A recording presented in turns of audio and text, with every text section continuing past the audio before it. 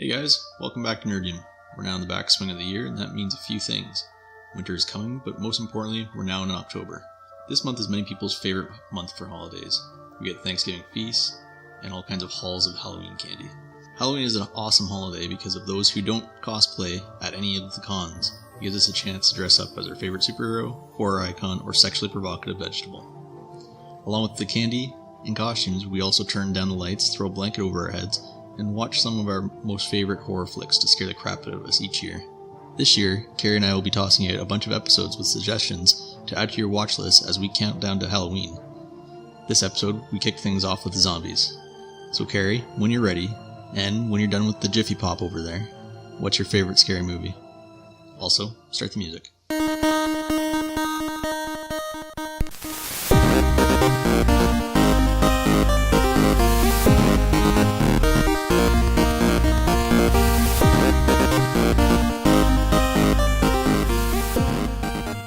So this week, we're getting ready for our big Halloween countdown. Yeah, the big spooktacular. Yeah.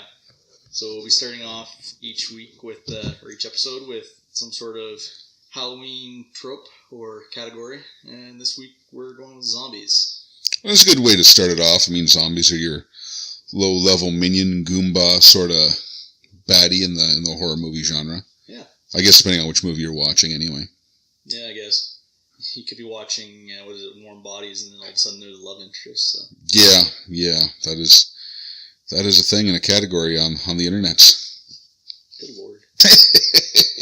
Alright, so each category will be starting off the episode with some survival tips on how to survive each one of these horrific categories. And so with zombies, my survival tips is remove the head or destroy the brain. Good quote from Shaun of the Dead. Yeah, absolutely. And a good point, too. Good point to follow. Yeah. Avoid bites and scratches. And always respect the double tap. Gotta love the double tap. Yeah. My personal piece of advice is to shut the hell up. You're going to be tempted to scream as an ambling corpse is motioning itself towards you. Just shut up. There's no need to fight. You're going to want to go for the gun. You're going to want to start firing off rounds and letting every other zombie know that you're there. So just shut up. Yeah. Your hatchets, your crowbars, your broom handles with a steak knife taped to the end of it. These are your friends. Mm-hmm. The chainsaws, the big bangs. These are great and showy, but they're just going to attract more attention. Yeah, you got to go almost showing about it with a samurai sword. The quieter you are in most of these cases, the better off it's going to be for you. Mm-hmm. Live out your ninja fantasies with the zombies. Yeah, especially with situations a lot like The Last of Us, where the zombie or infected person tracks solely based on noise. So. Yeah, exactly. You're not going to want to be much louder than the fart out of a flea if you want to survive the zombie apocalypse. So, also with each category, we'll try and try to give you 3 good options of movies to sit down and watch before Halloween. And so, how do you want to do this? You want to do leapfrog or all 3 at once? Oh, we'll do leapfrog. I mean, right. That way nobody gets tired of hearing one or more of our voices. Yeah, fair enough. Okay, so for my zombie picks, fortunately none of them consisted of a movie by the legendary George A. Romero, even though he kind of really made the genre popular, but... It's funny you mention that, because when I was kind of sitting down and doing some research for this, like, that was where I started. Mm-hmm. And I mean, I'm kind of lean away from the zombie genre. Like, it's not something I hunt down. I have favorites, to be sure, and I've watched movies that I like. But you're right, none of his stuff made my list either. No, and zombies themselves have kind of gone a long way from being used as like an actual horror almost. Like, they're often used in comedies or satires or anything like that. Like, you got the Shaun of the Dead, you got the Zombieland. Yeah. You got that kind of stuff. And I think, as a whole, the concept of a zombie is a little less frightening compared to what it used to be. Yeah, I mean, there are some things that do it. There are some, like, movies, TV shows, stuff like that do it particularly well. But I think the genre as a whole, they're like good ancillary characters. it's really kind of hard to do a zombie sort of movie where people will clamor for it. I mean, I know one of the worst ones I saw in a long time was World War Z. But I'm kind of biased on that side because I read the book World War Z, which is a really cool book to read, but it can't, just the way that it's written, is that it can't translate into a movie. The best they did was create a movie in the universe of World War Z. And even then, it was just not a great movie. No. And, like, the book was really cool how it kind of looked at different people's experiences in the zombie apocalypse. Well, yeah, it jumped all over the place, how certain cultures react to it, and all that sort of jazz. Like, it was really cool how it was done. But as a movie, unless you were going to follow just one of the plot lines of the book, you couldn't really do a lot with it. Yeah. All right, so most of my zombie movie choices kind of don't really fall into the horror category alone. They're more of like a drama. They kind of the zombie movies with kind of like heart kind of thing to them.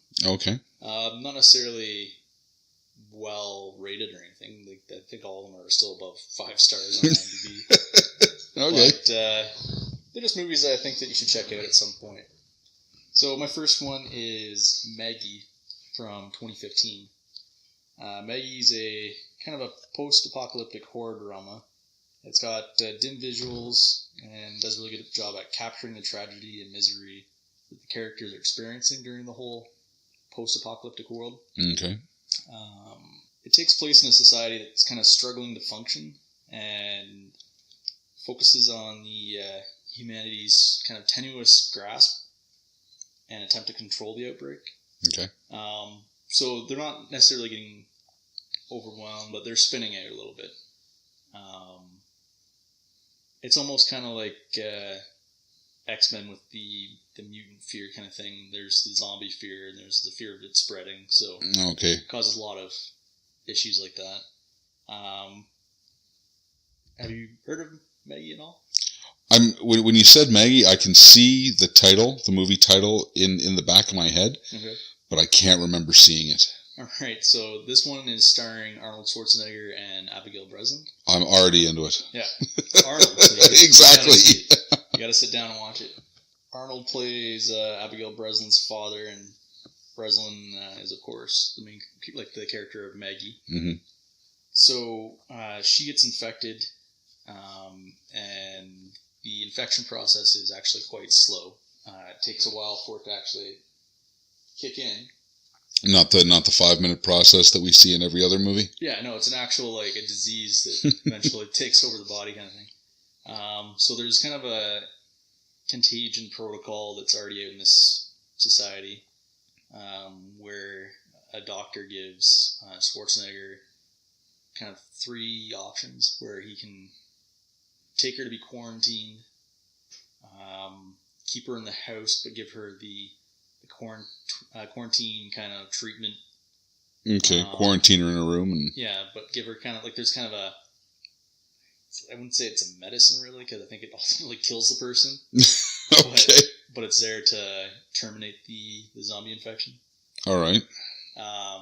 Gives him the option of keeping her at home and giving it to her himself. Or the third option that he gave him was just to kill her now before she gets to that stage. So Schwarzenegger, as every Schwarzenegger movie, takes it and goes, nope, I'm gonna save her. I'm just gonna punch zombies all day long. Yeah.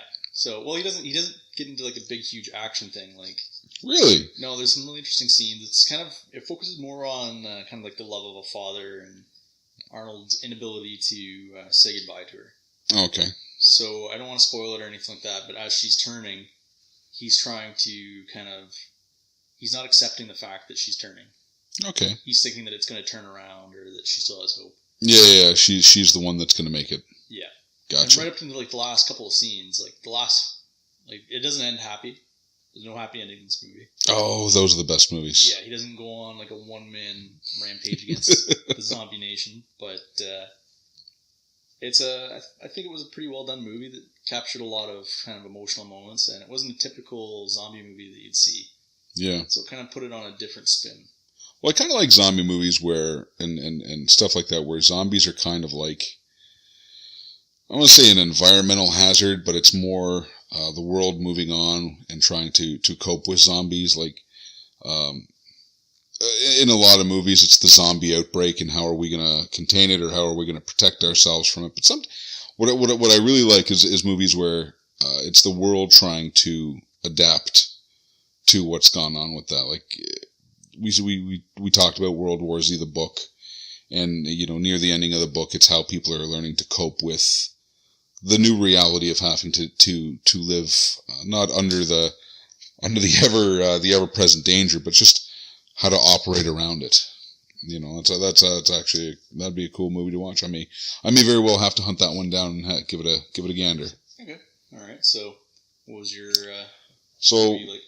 My pick for the movie, and because I'm not a huge love of the zombies, but I do have a couple of favorites. The one movie I picked was Zombieland, and I like it because it kind of takes the piss out of zombie movies. Like it's more, it seems to be very self-aware of the ridiculous of all zombie movies, and it's got Woody Harrelson, Jesse Eisenberg, whom most of the time I can't stand.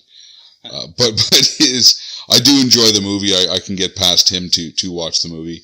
And it's got Emma Stone in it. And basically it's the story of a kid who's kind of come to terms with the fact that the world's gone to hell in a handbasket.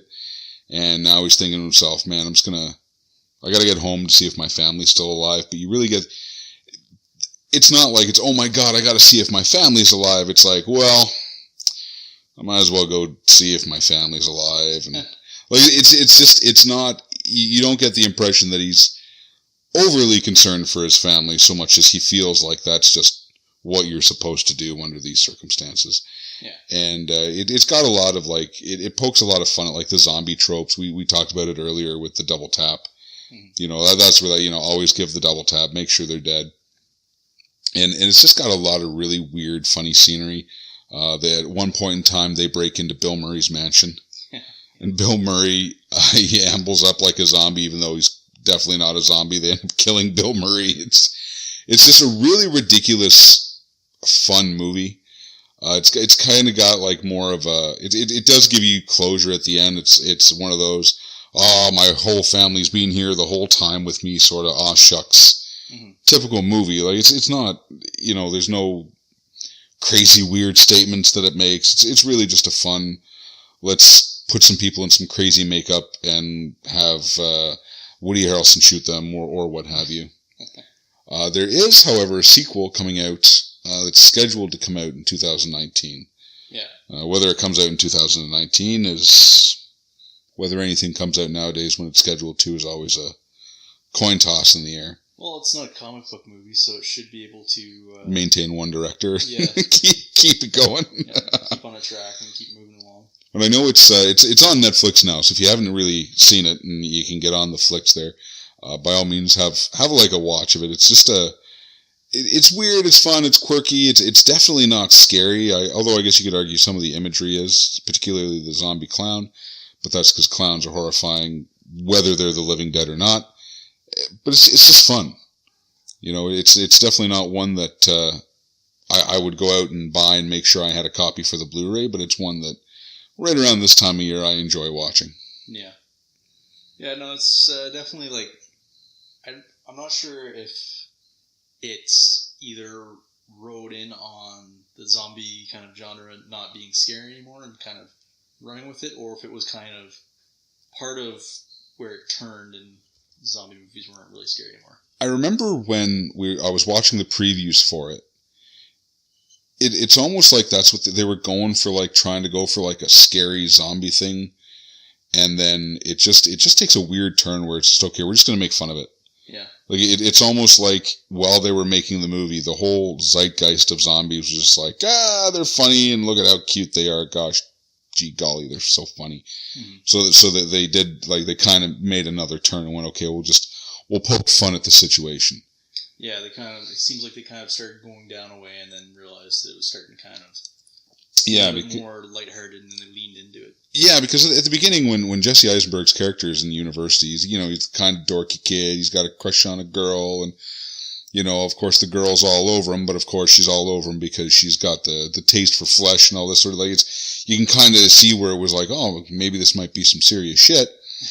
And then, Woody Harrelson is going around like a wild man, just having fun killing zombies. They're breaking into Bill Murray's mansion. They're running around a giant amusement park. Like, it's just, it was like after they started shooting the movie, they were like, no one's going to take this seriously. We might as well just kind of have fun with this because that's the only way people are going to look at this. Yeah. And I almost kind of wondered when I first saw it if it was kind of a horror sequel to Adventureland, where it was... Right, yeah, kind of. Eisenberg was working in the amusement park there, and then that's where it ultimately went back to. So I was kind of wondering if they were related at all. Yeah, kind of like a weird extended fan theory sort of thing. Yeah. For sure. And Emma Stone's pretty fun in it too. Like, it's just, the acting isn't mind-bending. There's nothing amazing to really say about it. So the makeup effects are of course pretty good, but you kind of have to be nowadays with zombie movies. Yeah. Alright. So my next pick is also a drama. Okay. Slash horror. It's Cargo, made 2017. Oh, I got halfway through that. I never ended up finishing Cargo. It's a Netflix one. Yeah. It's not bad. I liked it because it was based on the Australian short film from 2013. Almost identical kind of plot line, but it just expanded into a full feature-length movie. It stars Martin Freeman from The Hobbit. Mm-hmm. And it's also based on kind of society kind of trying to function after a post-apocalyptic world where the infection was kind of resisted, but it ultimately started to win out. So it's not like the infection's still spreading, but there's not enough humans left to kind of... Oh, okay. We're on the endangered species list. Yeah, gotcha. So we're kind of on that downward spiral where it's little pockets here and there, and the pockets keep disappearing and shrinking.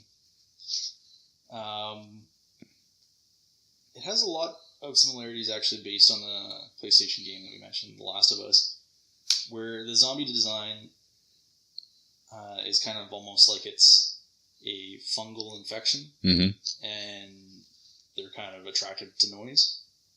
Gotcha. More so than just the average zombie. Like, it's like they hear noise and they lock onto it, kind of thing. Similar to Last of Us. Also,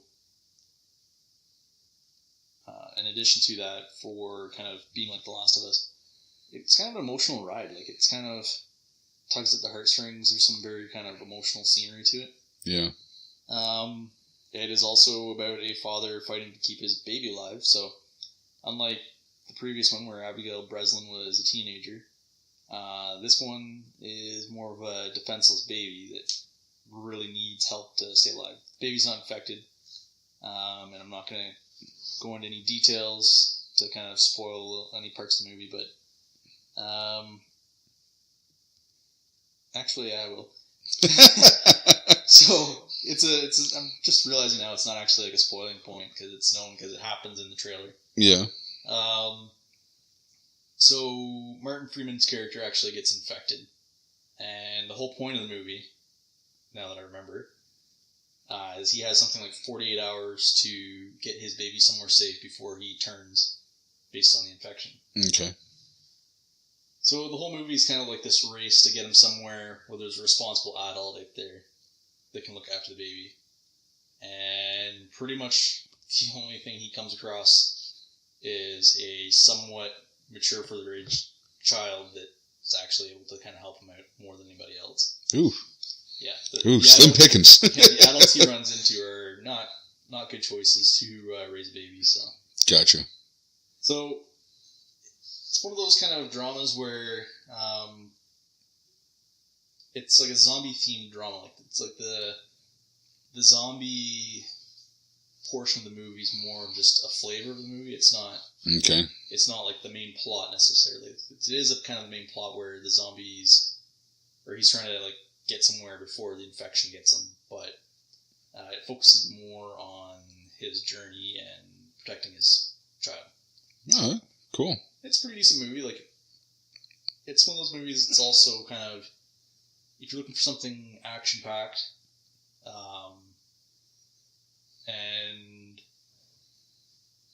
Schwarzenegger also didn't deliver for zombies. Martin Freeman's surely not going to bring it for this one. No. But it's still a decent movie, and if you're looking for, I don't know, some romantic time, and your girl's not afraid, or your girl's too afraid to watch like a scary movie. Fair enough. It's kind of like that middle ground that kind of will bring you some zombie love. Okay, it's just something not scary, but watching it might have you concerned at a few points in time. Yeah. Fair enough. There you go. That's the roundabout way of getting at what I was trying to say. So my pick, and it's definitely not a movie, but we would be remiss if we didn't talk about it, and that would be The Walking Dead. So as much as zombies don't really do it for me, I could kind of really care less, take it or leave it. They're good in the background for me. The Walking Dead is one very zombie-centric show. And I'll focus on The Walking Dead because I never got into the fear of The Walking Dead. Not that I didn't give it a chance, but it just didn't click with me. It's on its, I don't know how many seasons now. Seems like it's been going on forever. Yeah, let's say it's probably close to 10, I think, at this point. Yeah, I was going to guess 12, but I know it's way up there. But it's definitely zombies for most of the seasons were the number one concern, the number one cause. You always have pockets of humanity that spring up, and it's following a band of survivors, which, good or bad, are trying to survive in a world that's been pretty much overrun by zombies. I don't know what started the virus. I don't think they ever really kind of get into it so much as this. We're all infected with it, so no matter how you die, you turn into a zombie. They've kind of used that in certain scenes where someone's died just due to a bad. So it doesn't really go into the actual cause of the virus, but it's just we all have it. No matter how you die, when you die, where you die, you inevitably turn into a zombie. For some reason, it's human specific. It doesn't affect animals, but it's discovered, I think, within the first season that everybody's got this virus that turns them into the forever living. What I love about the show is that as time has gone on, they've really made it a point to show the actual decay of the zombies. Mm-hmm. Like the zombies that we have now in, let's say, season 10 to 12 or wherever we are now in the timeline, I can't remember. Compared to that original series, you can see that the rot has really kicked in. Like, you got zombies that are practically just falling apart. Mm-hmm. As with any TV show, you're going to have episodes that are just like action-packed and you're at the edge of your seat. And there are a lot of TV shows, a lot of episodes that basically set up for 2 or 3 episodes down the line. Hmm. And it's all over the place. The acting, I think, is pretty good. If you've ever read the comic books that it's based off of, they do a pretty decent job of kind of keeping one foot in the comic book universe and one foot out doing their own thing. There's definitely characters from the comic that are kind of merged into one person. There are other characters from the comics that don't even exist at all. There's characters in the show that don't exist in the comics. But if you really, really enjoy just like a really good episode, serial sort of TV show, it's one that I can honestly say I've enjoyed pretty much the whole time. Like I said, there's some pretty dry episodes where nothing's going on. Mm-hmm. And there are seasons where they're going to focus on really just the human element, the effects of humanity, how we've walled ourselves off. It really delves into like human tribalism and how once we all group up with one group, just how suspicious and how antsy we get when another group wants to suddenly show up and start dealing with us. It plays on a lot of different drama tropes that you'll see just about anywhere else. It's just that with this particular show, there's always a horde of undead just kind of looking to take a bite out of anybody. Mm-hmm. Yeah, they do a really good job at kind of following the comic book universe, but not... They do it like so it's not predictable, and it kind of still surprises the comic book fans, but at the same time there's those little breadcrumbs that comic book fans get that the people that haven't read the comics don't get. Yeah, if you're really into the comic books and you watch the show, there are quite a few like little sly nods here, there, and everywhere. There are some like major beats that the comic book follows that the show definitely picks up on. It's definitely there. If you're a fan of the comic books, I would imagine you're a pretty big fan of the TV show. And if you're a fan of the TV show, you probably would be a fan of the comic book. Yeah. All right. So my last pick here that I'll kind of toss out here is one that probably everybody's seen. It's I Am Legend from 2007. Oh, I was wondering if you were going to pick I Am Legend for zombies. So I actually really enjoyed I Am Legend, and like I saw it in theaters. I owned like the DVD.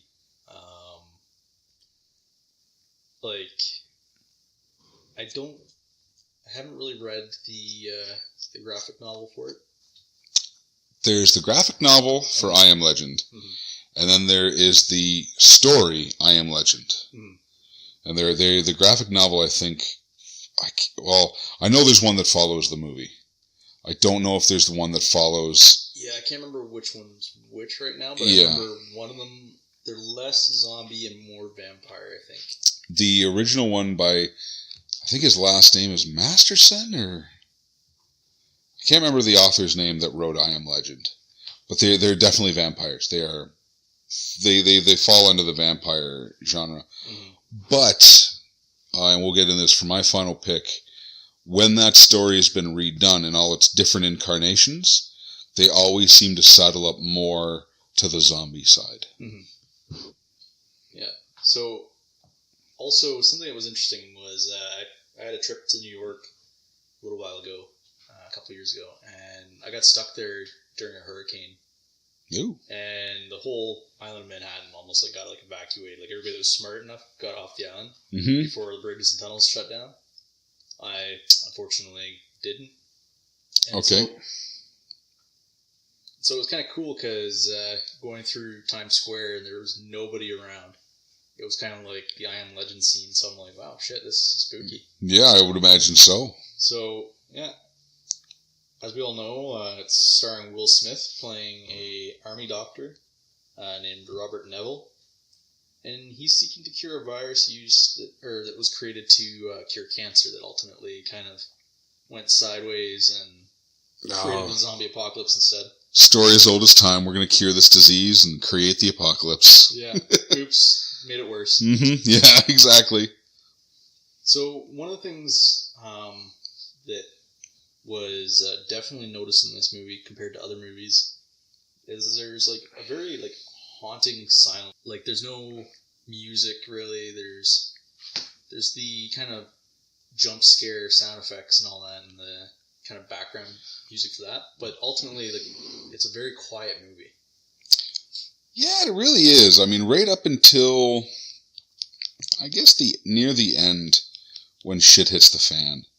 It does serve the third act really serves as contrast to the sheer silence of the first two acts, and with good reason, because I think the most amount of noise you hear is in the very first act where Dr. Neville's gone around and he's boarding up his windows and he's going into full lockdown mode, and then you see the scene where he's sleeping in his tub hugging a rifle. And all you hear is just the creatures outside just making all the noise. Yeah. It was pretty cool because during the day where it kind of pulls in the vampire thing though is they only come out at night. But during the day he's doing all his things. He's going around town. He's singing in the kitchen to some Bob Marley. Yeah. Oh yeah. He's having quite the comfortable life. If you were to just take the first couple of scenes, you would just be convinced that Jesus happens to be the last survivor on Earth. Yeah.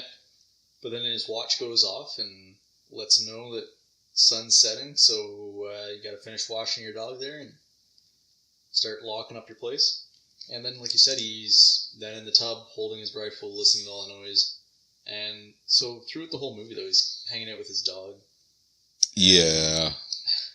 Yeah, he sure is. Yeah. So, as we all know, the pop culture remarks of John Wick, the dog is definitely kind of the heart of the movie. And when the dog kind of let's just say if you haven't seen the movie, the dog's no longer in the movie, that's when it starts taking a darker tone, and he starts taking more risks, starts kind of losing himself a little bit. It seemed to me that when the dog kind of serves as like his anchor point to, I mean, it's the last thing he has. It's from his other life. It's his buddy. It's his partner. It's his companion. When that finally goes, I remember seeing that at the theater. I was so unimpressed with that. It really hurt my feelings when that happened. Yeah, and along with the kind of the haunting silence I mentioned earlier, you also get like kind of the eerie scenery of like this urban environment that's slowly being reclaimed by nature. So like you get like a lot of the zoo animals that are now out in the wild, like that aren't typically in New York, like you get like a tiger and stuff. Yeah. But you also see like tall grasses and kind of like that kind of stuff spreading up in the middle of the streets, and they can no longer control the growth and everything like that. Yeah.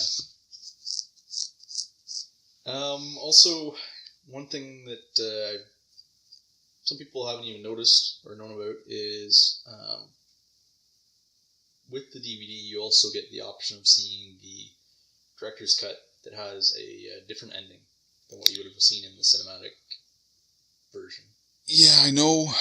I've only ever seen it once, but I've seen the movie a bunch of times, but I've only ever seen the alternate ending once. Mm-hmm. And I know I remember seeing it, and I asked somebody what they were watching, like, oh, it's the ending to I Am Legend, and I had to call bullshit because no, it wasn't. And they said, no, that's the alternate ending. So I was unaware for the longest time that one of those existed. Yeah. And I'm not sure if it's necessarily a better ending. Like, I liked how it ended with the cinematic version. I think it definitely closed off plot lines that couldn't be continued, say, in a sequel, if they were ever to go with a sequel. So they kind of isolated this one kind of experience in this one movie, where the director's cut kind of almost offers an expansion to it. If they wanted to go that route. Yeah. But I think that they went the right route with the cinematic version. There's not you could do for I Am Legend, you could do like an I Am Legend sort of universe, but I'll get to this in a minute. The whole title of the movie and stuff like that, it would be antithetical for them to continue it. Mm-hmm. Like it really is. He like Robert Neville is the legend. He's the last, pretty much the last guy.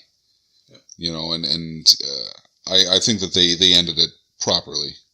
Yeah, like they still go on to say that there's the communities and everything that are in isolation, and there's still some survivors, but I think ultimately he was probably one of the last ones that really could have turned the world around.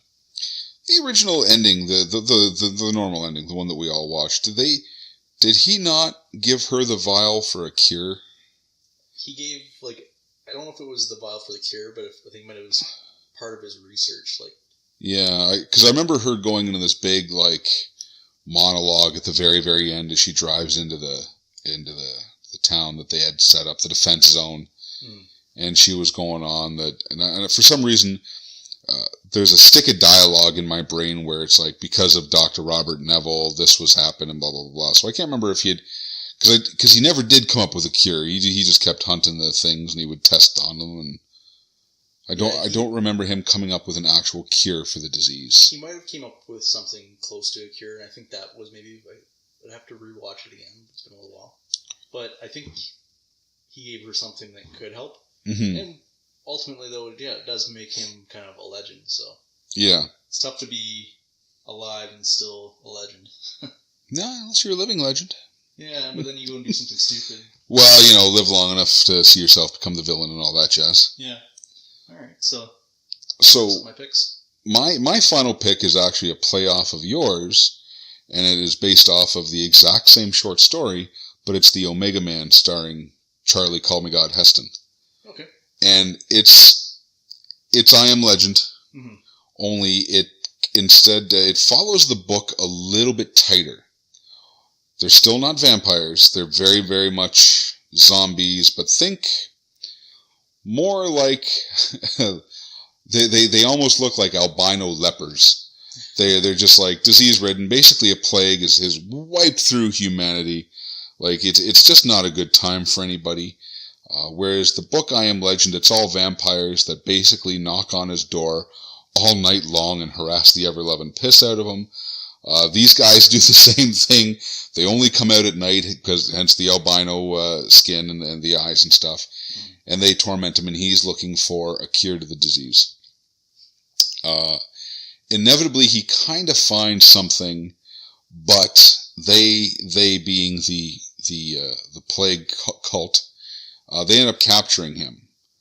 But unlike the movie where Robert Neville kind of sacrifices himself, this Robert Neville, and just like the Robert Neville of the story, is put on trial for crimes against more or less the new humanity. In the book, he is seen as like a problem for the vampires because he's going out killing vampires. Same thing in Omega Man. He's killing the quote unquote plague victims. But it is another take. It is one of the earlier takes. The Twilight Zone did like 2 or 3 versions of this. The I Am Legend story has had like 5 retellings. Yeah. One of my favorites is probably the Will Smith one. I like the Will Smith one simply because it kind of hits a couple more emotional notes, I think, than the others. The others are far more action driven. It's more of like a survival horror. It's as scary as I guess a zombie movie's going to get for me. But it's a lot of them just kind of fall flat, and they all kind of end the same way, and that's with Robert Neville dying. But it's why he dies and how he dies that is kind of the impetus for the story. And in true to form in yours, he sacrifices himself so that the mother and the daughter can get away and get to the safety zone. In this one, in the Omega Man in the original story, it almost feels like he just didn't have any more. Like he fought and he fought and he fought, and the reality was the world had changed, and he was the actual demon. He was the scary guy. In contrast to your version of I Am Legend, where the nightmare is still outside and humanity's still going. In the Omega Man and in the story, Robert Neville is actually, as the story progresses, he's actually the bad guy from what the creatures on the outside see. Okay. So that would be, the makeup isn't great. The music is atrocious, and the cinematography is what you would expect from a 60s, 70s sci-fi horror movie. But it's a really, really cool watch. It's another really weird and really fun take on a good short story that is I Am Legend. Okay. Yeah, it's kind of, seems like it's more of a cautionary tale of the inability to change kind of thing. Yeah, it's that. It's the dangers of science. Yeah. And where science can take us, because one of the Robert Neville being a scientist, he's kind of put on trial because the world was turned due to science, and it was turned the wrong way. Yeah. We kind of live our lives benefiting from science on a day-to-day basis. But there is always that danger, especially when you're trying new things, when you're trying to break down certain barriers, that it could go, even with all of our safety precautions, it could go the other way. And it's just like it's a cautionary tale for that, it's also a cautionary tale for, you really need to watch out what you're doing in those biochem labs, because you never know what you're going to unleash on the world. Yeah, it's always that careless person working in the lab that knocks over the vial of deadly virus and kills everybody. It's funny, we watch movies where it's like just the craziest shit happens. It's like, oh, that'll never happen out here, and we kind of reap the benefits, but none of us ever really know, because we're not scientists, we don't really go into that field, what really goes on for some of these like crazier discoveries. Like, it's we're not in the science field, but there's safety protocols there for a reason, because something crazy could happen. Yeah. And that tells me crazier things have happened before, and they've had to come up with a contingency plan. So it's I would strongly recommend it as just kind of like a classic horror movie, sort of weird, culty movie, if you ever want to check it out. Yeah, good pick. And if you're also looking at classics, definitely, you might as well check out George A. Romero's stuff. Just to see where it all began, kind of thing. So yeah, it's weird to watch. It hasn't aged well, not by a long shot. But it's really cool to see where what we would call the modern take on the zombie came from. Mm-hmm. And it's definitely not it's not 28 Days Later. It's not I Am Legend. It's nothing like that. It's really, really, really awkward and really, really weird. Yeah. But for some reason, we as us pop culture devouring humans, we kind of latched onto. It was a weird trope, I think, that we kind of got really attached to of all the things out there. Like, I think zombies was, for me, one of the weird ones that I understood latching on to vampires. I understood latching on to slashers. I never understood latching on to zombies. But there they are. To me, I guess it's just because of the way they multiply. It's almost like a parasitic fear. Yeah, I guess so. That being said, so this will be wrapping up our little talk of zombies. And as you mentioned, that our next topic very well could be slashers, but it won't be vampires, Steve. No, he didn't even want to talk about the cool vampires. He wanted to talk about the ones that sparkle in the sun. I don't get it. I just don't get his deal with that. Vampire? I don't know. Stop looking at me, Steve. Yeah. Stop. No, his eyes don't even burn. They just make your skin crawl. All right. Well, until next time, guys. And as always, feel free to hit us up on the Twitter machine. We also got our Patreon stuff going on, so feel free to do that. Yeah, we finally got that all set up. So there's different tiers you can help us to keep the show going, so we can reinvest and buy that big, huge recording studio in Hollywood that we've always dreamed about. It's going to be really expensive to fly down there all the time. Well, I mean, sure. But I mean, I think it's worth it. True, especially during the winter months. Particularly during the winter months that are quickly approaching us. Yeah. All right. Till next time, guys. Have fun, guys.